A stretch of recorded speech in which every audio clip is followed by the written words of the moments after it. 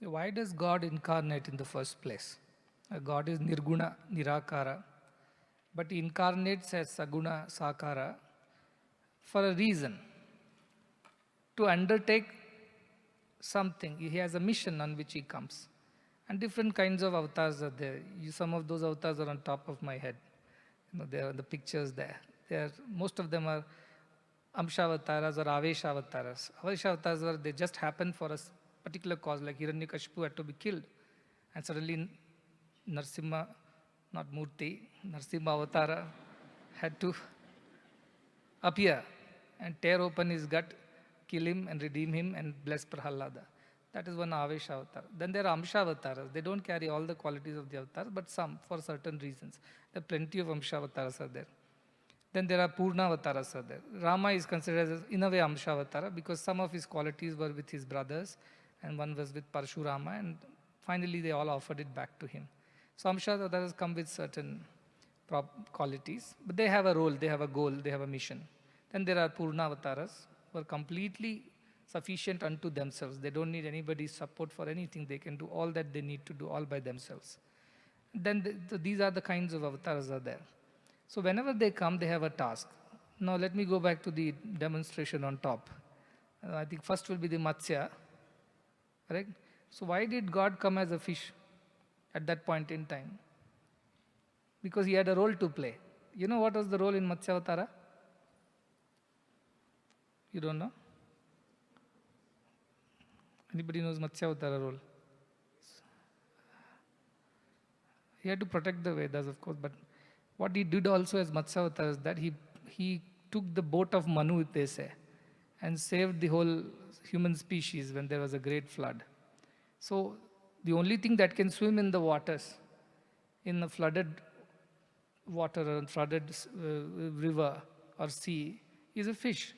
So that time the avatar was a fish, they say, because that is the only way he could have taken it that far, from the south to the north, and that's how the civilization happened up north near Himalayas, the Saraswati, that civilization. So then there is a Kurma Avatara, and Kurma Avatara has also a role. He had to bear the Meru mountain on himself so that it doesn't sink while the churning of the ocean is going on. So that was the role he had to play. That time he couldn't have been a fish. He had to be a tortoise. Like that Kurma, Matsya Kurma Varaha avatar is there. He protected the earth which was being submerged by this Hiranyaksha, the brother of Hiranyakashipu. So he pulled that, he killed the Hiranyaksha and protected the earth, they say. And what very beautiful demonstration was given by Hyderabad students when I went to their campus. What is the idea? Earth merging in water. Earth itself has water. Which is the other water that earth is going to fall into? So there was this story that, the earth was getting closer to other planets. This Hiranyaksha was pushing earth towards Mars and trying to destroy it.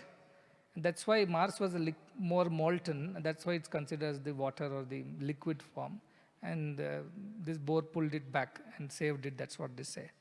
So you see like that, you know the other avatars, and everybody had come for a particular reason. Now when he comes as a particular avatar for a particular purpose, he need to have certain attributes to undertake that activity. If you are going to be a teacher, you need to be having a degree, a BA degree to teach. If you want to be a doctor, you have to do a medicine degree. Likewise, there is some qualification with which the avatar comes to do his work.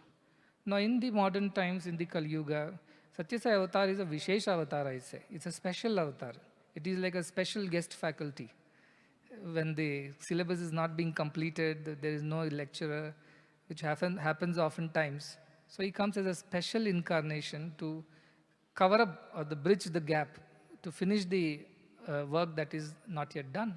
So it is a special avatar, it's a Vishesha avatar, I call it. And that divided into three phases, they say. So Shakti, Shiva and Shiva Shakti, these are the three ways. And Shiva is mainly considered, Shiva's main thought is to bring auspiciousness, goodness to the world. And how does he do that? By destroying what is wrong, what is bad. So what remains is good. And that is what was the force that was needed to bring about a very strong change in the thinking of human societies during Shirdi Avatar. People were losing faith in God, other kinds of faiths were growing, and people had lost that sense of fear for sin, sense of devotion for God. That is the time when somebody with that force had to come in and put it across.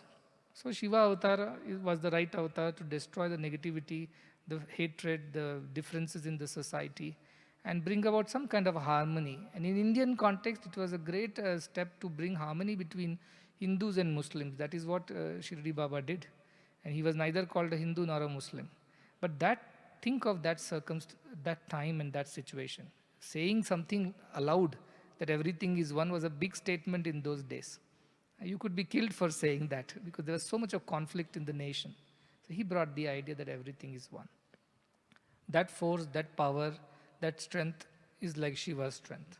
And Shiva Shakti avatara in Satyasai. It definitely had to put across a point very emphatically about harmony of religions, about harmony of society, but also brought the idea of compassion into it. Mother's contribution is that compassion. When child does anything wrong, if father is very angry, the child runs to mother. If mother is angry, the child runs to mother only. No, mother only. If mother beats, again he'll go back to mother only, the child. Because the mother's nature is of that compassion. So he brought this idea of unity plus compassion. Compassion to serve all mankind, serve all creatures as divine only. So that is the idea of Shiva Shakti. Now in a Shakti avatara, the idea of raising our individual consciousness to the supreme consciousness, that is done by the Shakti. What we call as Shakti Upasana we do.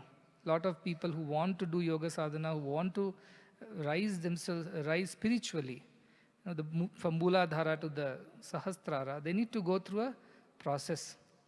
It's called, from a guru should do Shakti Pata, they say. Unless the guru provides you that energy, you cannot rise in spiritual path, do what you want. Now that energy is what is Shakti, which is going to raise the consciousness of entire humanity. But to come to this stage, you should have become pure enough, selfless enough, and more importantly, you should have believed that there is something called God, there is something called divinity. So Shirdi did just that, creating faith in God and divinity. Satyasai did just the idea of purifying people through service, selfless service. And now the idea is to take up our consciousness from the individual to the supreme consciousness. And that requires a different kind of energy, a guru kind of energy, which pushes your spiritual pursuits further, which encourages you and even at times, prods you, pushes you towards that goal. So that is the work. But this is not possible unless the previous two were done.